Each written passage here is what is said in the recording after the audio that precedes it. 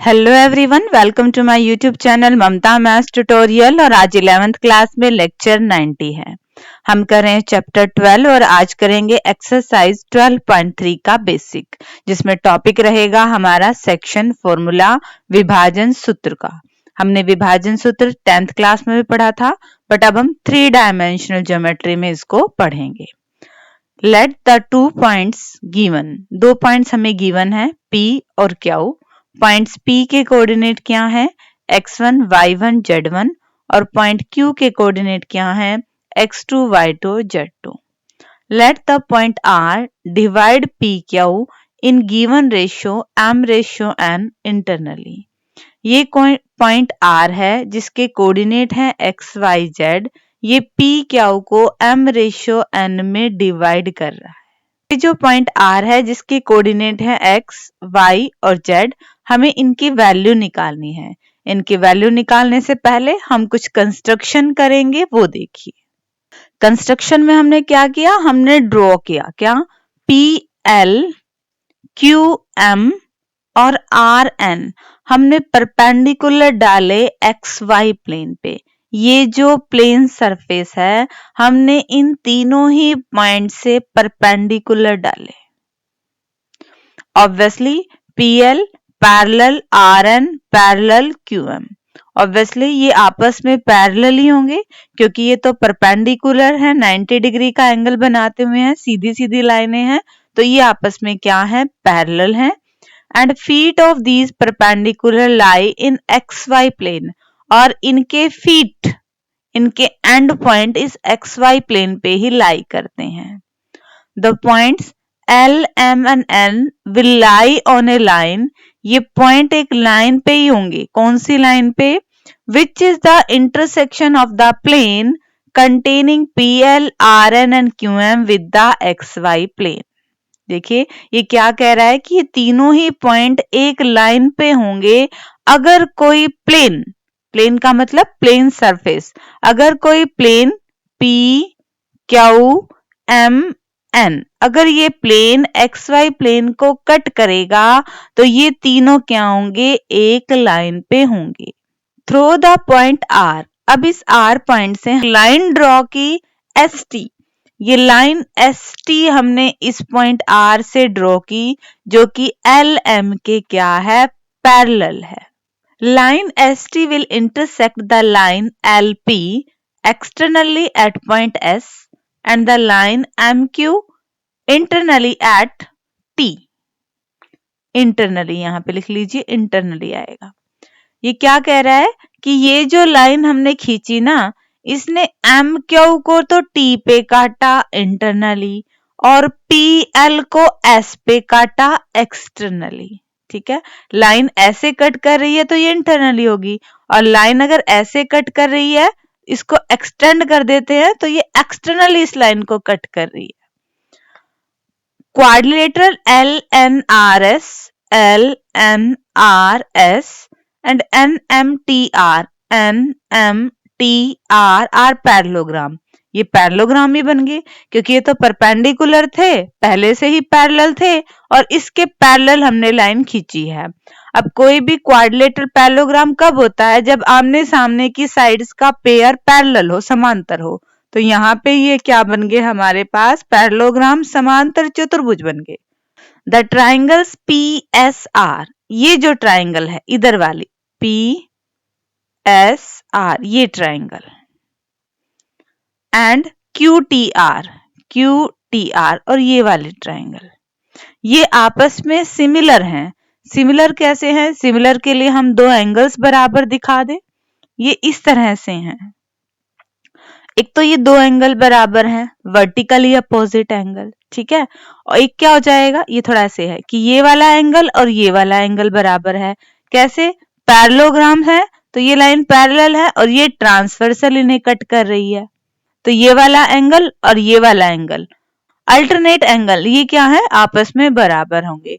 और जैसे ही किसी दो ट्राइंगल में दो एंगल बराबर हैं तो एंगल एंगल सिमिलरिटी क्राइटेरिया से ट्राइंगल्स क्या हो जाती हैं, सिमिलर हो जाती हैं।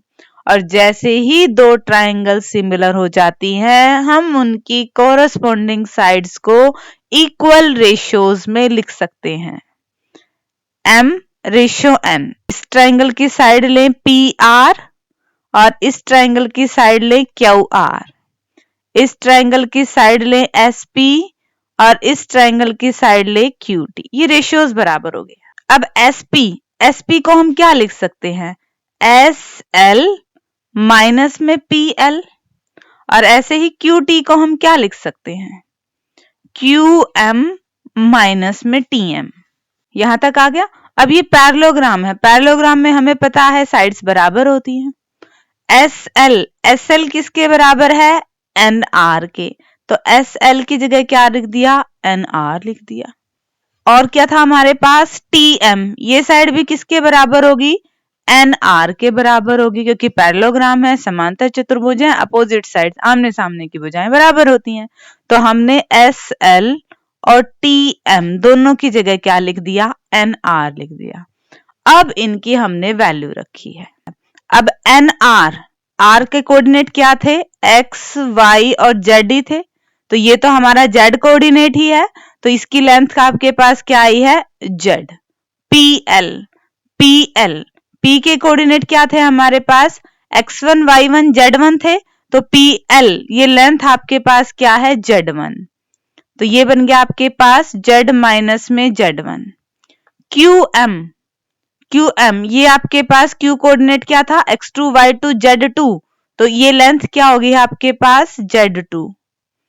NR मतलब R के कोऑर्डिनेट क्या थे आपके पास? X, Y, Z। तो ये आपके पास क्या आ गया? Z।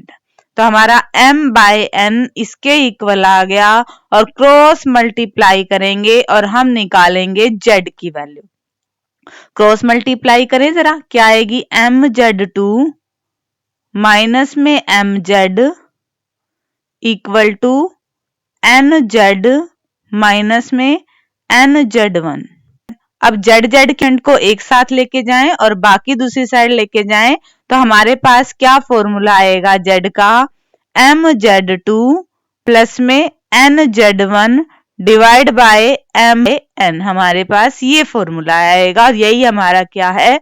सेक्शन फॉर्मूला है, विभाजन सूत्र है। एक बार दोबारा से देख लीजिए। हमारे पास पॉइंट P था जिसके कोऑर्डिनेट X1, Y1, Z1 था। एक पॉइंट Q था जिसके कोऑर्डिनेट X2, Y2, Z2 थे और एक पॉइंट R था जिसके कोऑर्डिनेट X, Y और Z थे। हमने क्या किया?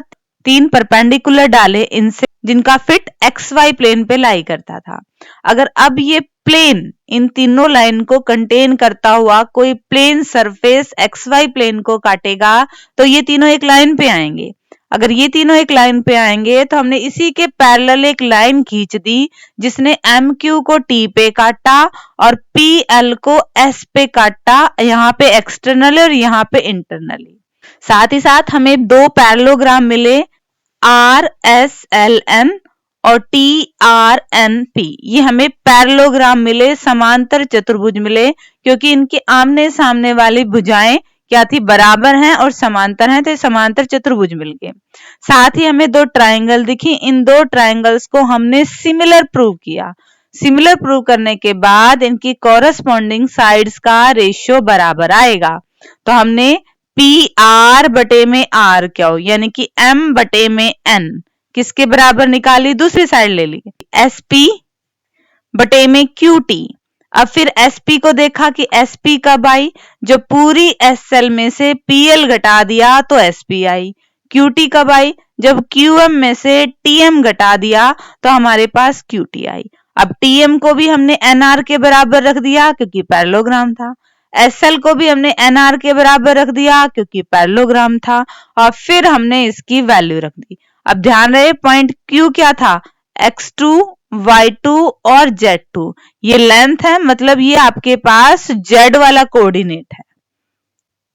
तो NR की वैल्यू क्या हो जाएगी? R के कोफिशिएंट क्या थे? X, Y, Z। तो NR की वैल्यू हो जाएगी Z। PL की वैल्यू हो जाएगी Z1 क्योंकि P के कोफिशिएंट क्या थे? X1, Y1 और Z1। QM ये लेंथ क्या आएगी? Z2 और NR ये लेंथ क्या आएगी? दोबारा से Z आएगी। ये सारा M/N के बराबर था। हमने क्रॉस मल्टीप्लाई करके Z की वैल्यू निकाल ली और हमें Z की वैल्यू ही निकालनी। इसी तरह से अगर हम इस प्लेन पे परपेंडिकुलर डालेंगे और इस प्लेन पे अगर हम परपेंडिकुलर डालेंगे तो हमें x और y की वैल्यू भी मिल जाएगी। अभी कुछ और बेसिक भी बाकी है, उसे डिस्कस करते हैं। Hence, the coordinates of point R which divides the line segment joining two points P and Q internally in the ratio m/n। तो हमारे पास क्या पाएंगे, ये x की वैल्यू आएगी, ये y की और ये z की। mx2 plus nx1 divide by m plus n। y की वैल्यू क्या आएगी, my2 प्लस ny1 अपॉन में m प्लस n। और z की वैल्यू क्या आएगी, mz2 plus nz1 divide by m plus n। ये तो बात हो रही थी कब, जब इंटरनली इसको डिवाइड करे। अगर एक्सटर्नली डिवाइड करे तो आपने n को किस में चेंज कर देना है, माइनस n में, यानी कि ये plus plus plus plus plus plus, ये सारे साइन किस में कन्वर्ट हो जाएंगे, माइनस में कन्वर्ट हो जाएंगे एक्सटर्नली अगर डिवाइड करता है कोई point R segment P Q को। ठीक है, अभी हमारे पास नेक्स्ट फॉर्मूला है मिड पॉइंट से रिलेटेड, वो देखिए। Case 1, in case R is the mid point of P Q then. अब मिड पॉइंट का मतलब जो m/n थे ये इक्वल हैं, m और n इक्वल हैं, या फिर कह सकते हैं 1:1 है, बराबर बराबर रेशियो में डिवाइड कर रहे हैं। तो आप m की जगह भी 1 रख दीजिए और n की जगह भी 1 रख दीजिए। क्या आएगा formula, x1 plus x2 divide by 2, y1 plus y2 divide by 2 और z1 plus z2 divide by 2। These are the coordinates of the midpoint of the segment joining P and Q। Case 2 में क्या कह रहा है, the coordinates of point R which divides PQ in the ratio k/1 are obtained by taking k equal to m/n। जब हमें ratio निकालना होता है, ठीक है, कि किस रेशियो में डिवाइड किया, तो हम अज्यूम कर लेते हैं कि उसे k/1 में डिवाइड किया, जहां पे k की वैल्यू क्या है, m/n। अब k/1 में डिवाइड करेंगे तो फॉर्मूला क्या बन जाएगा, ये m की वैल्यू और ये n की वैल्यू है, kx2 plus x1 divide by k plus 1, ky2 plus y1 divide by k plus 1, kz2 plus z1 divide by k plus 1। This result is used in solving problems involving a journal point on the line passing through the two given points। अगर दो given point से कोई line पास हो रही है और उसके ऊपर कोई जर्नल पॉइंट गिवन है, उससे रिलेटेड अगर प्रॉब्लम्स आती हैं, क्वेश्चंस आते हैं, तो उनको सॉल्व करने में हम इस फॉर्मूला को यूज कर सकते हैं। तो ये तो था सारा बेटा बेसिक। अब डिस्कस करते हैं एक्सरसाइज 12.3 के एग्जाम्पल्स को। एग्जाम्पल्स देखिए बेटा, एग्जाम्पल 7 है, find the coordinates of the point which divides the line segment joining the points 1, -2, 3 and 3, 4, -5 in the ratio 2:3 internally externally। दो पॉइंट्स हमें गिवन है, उस पॉइंट के कोऑर्डिनेट निकालना है जो इन दोनों ही पॉइंट्स को ज्वाइन करने वाली लाइन को 2:3 में डिवाइड करेगा, इंटरनली भी एक्सटर्नली भी। डायग्राम बना लेते हैं, डायग्राम बनाने के बाद क्वेश्चन इजी हो जाता है। एक पॉइंट को हमने मान लिया A और दूसरे पॉइंट को हमने मान लिया B, और जो पॉइंट इनको रेशियो में डिवाइड कर रहा है उस पॉइंट को हमने मान लिया P, जिसके कोऑर्डिनेट क्या है, x, y और z। फॉर्मूला रिवाइज करते हैं। अगर हमारे पास पॉइंट के कोऑर्डिनेट हैं x1, y1, z1 और दूसरे पॉइंट के कोऑर्डिनेट हैं x2, y2 और z2, और एक पॉइंट जिसके कोऑर्डिनेट क्या है, x, y और z है, ये इसे m/n में डिवाइड कर रहा है। तो इस पॉइंट के कोऑर्डिनेट हम कैसे निकालेंगे, x की वैल्यू कैसे निकलती है, mx2 plus nx1 divide by m plus n। y की वैल्यू कैसे निकलेगी, my2 plus ny1 divide by m plus n। और z की वैल्यू कैसे निकलेगी, mz2 plus nz1 divide by m plus n। तो यहाँ पे सबकी वैल्यूज हमें गिवन है, x की निकालते हैं। 2 गुना में 3 प्लस में 3 गुना में 1 बटे में 2 प्लस 3, यही आएगी। 3 दूनी 6 और 3 9 बटे में 5, x कोऑर्डिनेट आ गया ये। y कोऑर्डिनेट को देखें, 2 की 4 से गुना प्लस में 3 की -2 से गुना और डिवाइड में तो वही रहेगा 2 प्लस 3। 4 दूनी 8, 8 में से 6 गए, 2/5, ये y कोऑर्डिनेट आ गया। z की अगर बात करें, 2 की -5 से गुना, माइनस में 10, प्लस तो लगाएंगे, और 3 की 3 से गुना, 9 बटे में क्या रहेगा, 2 और 3 5, क्या आ गया है, माइनस में 15। ये आगे पॉइंट P के कोऑर्डिनेट जब ये 2:3 में इस लाइन को इंटरनली डिवाइड करेगा। अब एक्सटर्नली देखते हैं। एक्सटर्नली में हमें क्या करना है, इनके साइन चेंज कर देने हैं। तो x कोऑर्डिनेट क्या आएगा, 3 दूनी 6, माइनस में 3, और डिवाइड करेंगे, 2 में से 3 गया, माइनस का 1, 6 में से 3 गए 3, और नीचे माइनस है तो ये बन गया माइनस का 3। y कोऑर्डिनेट निकाले, माइनस का साइन लग जाएगा, 4 दूनी 8, और माइनस के 6, यानी कि माइनस और माइनस प्लस के 6, और नीचे तो -1 रहेगा, 14 बटे में -1, यानी कि -14। और ऐसे ही z कोऑर्डिनेट निकाले, माइनस का 10, माइनस का 9, और नीचे क्या आएगा, 2 - 3 आएगा, माइनस में 19 बटे में -1, यानी कि माइनस से माइनस कट गया, और थर्ड हमारे पास z कोऑर्डिनेट आया 19। ये आगे उस पॉइंट के कोऑर्डिनेट जब पॉइंट एक्सटर्नली डिवाइड करेगा 2:3 में। ठीक है बच्चे, सिंपली हमारे पास फॉर्मूला है, सेक्शन फॉर्मूला, और इसका यूज करके हमने गिवन एग्जाम्पल को सोल्व कर लिया। अब डिस्कस करते हैं एग्जाम्पल 8। एग्जाम्पल 8 देखिए बेटा, यूजिंग सेक्शन फॉर्मूला का यूज करके prove that the 3 points are collinear. ये तीनों ही पॉइंट्स क्या हैं, कोलिनियर हैं, एक ही लाइन पे हैं। हमने क्या किया, पॉइंट ए और पॉइंट बी, 2 पॉइंट ले लिए, पॉइंट ए और पॉइंट बी, और कहा कि कोई पॉइंट इनको k/1 में डिवाइड कर रहा है। तो इस पॉइंट के कोऑर्डिनेट क्या हो जाएंगे, सेक्शन फॉर्मूला से k की 2 से गुना 2k, 1 और -4 की गुना -4, divide by k+1, section formula लगाया। ऐसे ही k की 4 से गुना, प्लस में 1 की 6 से गुना, अपॉन में k+1, k की 6 से गुना, 1 की 10 से गुना, अपॉन में k+1। हमने इस पॉइंट के कोऑर्डिनेट निकाल लिए। अब हम क्या दिखाना चाह रहे हैं कि ये जो पॉइंट C है ना, ये भी इसी लाइन पे है। Let us examine whether for some value of k the point P coincide with point C। हम क्या चेक करना चाह रहे हैं कि क्या किसी वैल्यू k के लिए जो पॉइंट हमने P लिया था ना, ये C ही तो नहीं है। हम पॉइंट P के कोऑर्डिनेट और हम पॉइंट C के कोऑर्डिनेट बराबर रखें तो क्या होता है, फर्स्ट कोऑर्डिनेट फर्स्ट के बराबर, हमने 2k - 4 अपॉन k+1 को 14 के बराबर रखा, आर पार गुना किया, k एक तरफ बाकी टर्म एक तरफ, तो हमें k की वैल्यू मिल गई। अब हम देखेंगे कि क्या ये k की वैल्यू सही आ रही है, मतलब अगर हम सेकंड कोऑर्डिनेट में k की जगह ये रखें तो क्या 0 आ रहा है, और थर्ड कोऑर्डिनेट में k की जगह ये रखें तो क्या -2 आ रहा है। रखे जरा, यहां पे रखते हैं, k की जगह -3/2, k की जगह रखा -3/2, यहां पे भी -3/2। सॉल्व करें, माइनस के 6 और प्लस के 6 बटे में चाहे कुछ भी हो, ये वैल्यू तो 0 आ गई, यानी कि ये k की वैल्यू C वाले y कोऑर्डिनेट को सेटिस्फाई कर रही है।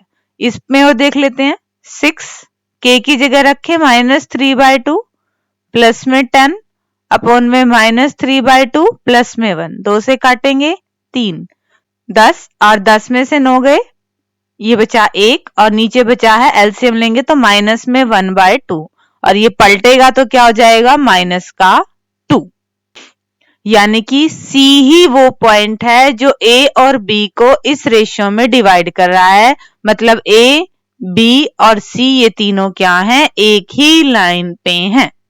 दोबारा देखिए बेटा, हमने क्या किया, हमें 3 पॉइंट्स दे रखे थे और हमें क्या दिखाना था कि ये कोलिनियर है, ये एक ही लाइन पे है। हमने 2 पॉइंट लिए और कहा कि कोई पॉइंट इन्हें k/1 में डिवाइड कर रहा है, और हमने इसी पॉइंट के कोऑर्डिनेट निकाल लिए। अब हमने कोलिनियर तो किससे दिखाना है, C पॉइंट से दिखाना है, तो हम ये देखना चाह रहे हैं कि क्या इस पॉइंट के कोऑर्डिनेट सी को सेटिस्फाई कर रहे हैं। तो हमने फर्स्ट कोऑर्डिनेट को सी वाले फर्स्ट कोऑर्डिनेट के बराबर रखा तो के की वैल्यू मिली। किसी को भी बराबर रख सकते हो, जब आप सेकंड को सेकंड से रखोगे तब भी आपको के की वैल्यू ये मिलेगी, और जब थर्ड से थर्ड को रखोगे तब भी के की वैल्यू आपको यही मिलेगी। अब के की वैल्यू आ गई, कौन सा कोऑर्डिनेट से आई है, फर्स्ट कोऑर्डिनेट से आई है। अब हम ये देखना चाह रहे हैं क्या के की वैल्यू सेकंड कोऑर्डिनेट और थर्ड कोऑर्डिनेट में रखने पर हमारे सी वाले कोऑर्डिनेट ही आ रहे हैं। बिल्कुल आ रहे हैं, मतलब ये पॉइंट P और कोई नहीं है, ये पॉइंट C ही है जो इसे k/1 के की वैल्यू निकाल चुके हैं, जो इसे 3/2 में एक्सटर्नली डिवाइड कर रहा है। के की वैल्यू माइनस में आई है, मतलब एक्सटर्नली इसको डिवाइड कर रहा है 3/2 में, और ये तीनों ही पॉइंट एक ही लाइन पे हैं, कोलिनियर हैं। डिस्कस करते हैं एग्जाम्पल 9 को। अब एग्जाम्पल 9 देखिए, find the coordinates of the centroid of the triangle whose vertices are x1 y1 z1, x2 y2 z2, x3 y3 z3। ये पॉइंट हमने ले लिया x1 y1 z1, ट्राइंगल का दूसरा वर्टिसेस जिसके कोऑर्डिनेट क्या है x2 y2 z2, और इसके कोऑर्डिनेट क्या है x3 y3 z3। हमें क्या निकालना है, सेंट्रोइड निकालना है, हमने ये पॉइंट निकालना है। Let ABC be the triangle and the coordinates of the vertices be this. Let D be the midpoint of BC. हमने क्या किया, इस लाइन का मिड पॉइंट लिया। मिड पॉइंट का फॉर्मूला हमें पता है, इस पॉइंट के और इस पॉइंट के कोऑर्डिनेट डिवाइड बाय 2। यहाँ पे कोऑर्डिनेट क्या थे, x2 y2 z2, और यहाँ के कोऑर्डिनेट थे x3 y3 z3। तो D के कोऑर्डिनेट क्या आएंगे, x2 plus x3 divide by 2, y2 plus y3 divide by 2, z2 plus z3 divide by 3। Let G be the centroid of the triangle। हमने क्या कह दिया, G क्या है, ट्राइंगल का सेंट्रोइड है। Therefore it divides the median AD in the ratio 2/1। क्योंकि G हमारे पास क्या है, ट्राइंगल का सेंट्रोइड है। सेंट्रोइड क्या होता है, जो ट्राइंगल्स की मीडियंस होती है ना, उनका इंटरसेक्शन वाला पॉइंट। ट्राइंगल्स की तीनों मीडियन जिस पॉइंट पे कट करती हैं उसे सेंट्रोइड कहते हैं, और ये आपके पास मीडियन को 2/1 में डिवाइड करता है। तो यहाँ हम सेक्शन फॉर्मूला लगा सकते हैं। हमारे पास इस पॉइंट के भी कोऑर्डिनेट है, हमारे पास इस पॉइंट के भी कोऑर्डिनेट है। G पॉइंट के कोऑर्डिनेट निकालना है, जैसे 2/1 में डिवाइड कर रहा है। D पॉइंट के कोऑर्डिनेट ये हैं, तो हम क्या करेंगे, 2 की इससे मल्टीप्लाई करेंगे, प्लस में 1 की x1 से मल्टीप्लाई करेंगे, और डिवाइड में क्या हो जाएगा, 2 प्लस में 1 3। सेक्शन फॉर्मूला है, ये ऐसे है, आप इसको ऐसे भी बना सकते हैं। ठीक है, यहाँ पे बना लेते हैं। ये पॉइंट आपके पास D है, ये पॉइंट आपके पास A हुआ जिसके कोऑर्डिनेट है x1 y1 z1, और ये पॉइंट इसे 2/1 में डिवाइड कर रहा है। ठीक है, तो हम क्या करेंगे, 2 की इस पॉइंट से मल्टीप्लाई करेंगे, 1 की इस पॉइंट से मल्टीप्लाई करेंगे, डिवाइड में क्या हो जाएगा, 2 + 1, 2 से 2 cancel out, x1 + x2 + x3 divide by 3। Second coordinate निकालने के लिए 2 की इससे मल्टीप्लाई करेंगे, 1 की इससे मल्टीप्लाई करेंगे, डिवाइड में 3, अगेन 2 से 2 कैंसिल आउट, और ये आ गया। सिमिलरली हमारे पास क्या आ गया, थर्ड कोऑर्डिनेट आ गया। तो अगर किसी ट्राइंगल के वर्टिसेस ये तीनों हैं, तो उसका सेंट्रोइड कैसे निकलेगा, तीनों कोऑर्डिनेट्स को जोड़ के 3 से डिवाइड करते जाओ। x1 + x2 + x3 divide by 3, y1 + y2 + y3 divide by 3, z1 + z2 + z3 divide by 3। ठीक है बच्चे, तो ये एग्जाम्पल 9, और अब डिस्कस करते हैं आज के लेक्चर का लास्ट एग्जाम्पल।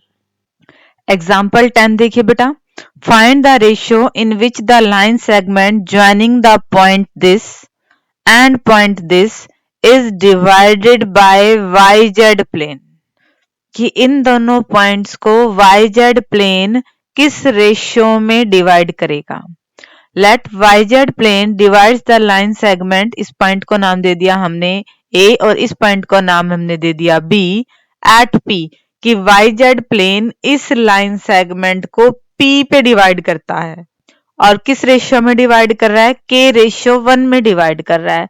तो पॉइंट P के कोऑर्डिनेट क्या हो जाएंगे, फर्स्ट कोऑर्डिनेट हो जाएगा 6 और k की मल्टीप्लाई प्लस में 4 डिवाइड बाय k प्लस 1, ये x कोऑर्डिनेट आ जाएगा। y कोऑर्डिनेट कैसे मिलेगा, k और 10 की मल्टीप्लाई प्लस में 1 और 8 की multiply divide by k plus 1। हम सेक्शन फॉर्मूला लगा रहे हैं यहाँ पे, k की और -8 की मल्टीप्लाई 1 और 10 की multiply divide by k plus 1। हमने इस पॉइंट के कोऑर्डिनेट निकाल लिए। अब YZ प्लेन में तो x का कोऑर्डिनेट क्या होता है, 0 होता है। यहाँ पे हम x का कोऑर्डिनेट ये दिखा रहे हैं, मतलब ये होगा नहीं, ये किसके बराबर होगा, 0 के। और यहां से हमने किसकी वैल्यू निकाल ली, k की वैल्यू क्या आई है, -2/3, यानी कि ये पॉइंट इस लाइन सेगमेंट को 2:3 में डिवाइड करेगा, बट माइनस का निशान है, मतलब एक्सटर्नली डिवाइड करेगा। ठीक है बच्चे, सिंपल सा क्वेश्चन था। इन दो पॉइंट्स को मिलाने वाले लाइन सेगमेंट को YZ प्लेन किसी रेशियो में डिवाइड कर रहा था, हमें वो रेशियो निकालना था। तो हम मान लेते हैं कि इसको k रेशियो 1 में डिवाइड कर रहा था, तो हमने इस पॉइंट P के कोऑर्डिनेट निकाल लिए।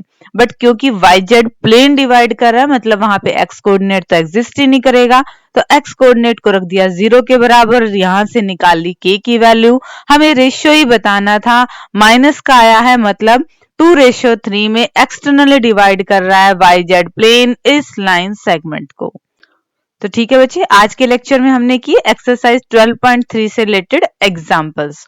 होप कि आपको ये समझ में आ गए होंगे। डिस्क्रिप्शन में से ये नोट्स ले लीजिएगा और आगे सिलेबस करने के लिए मेरे चैनल से जुड़े रहिए। And again thank you for watching my video.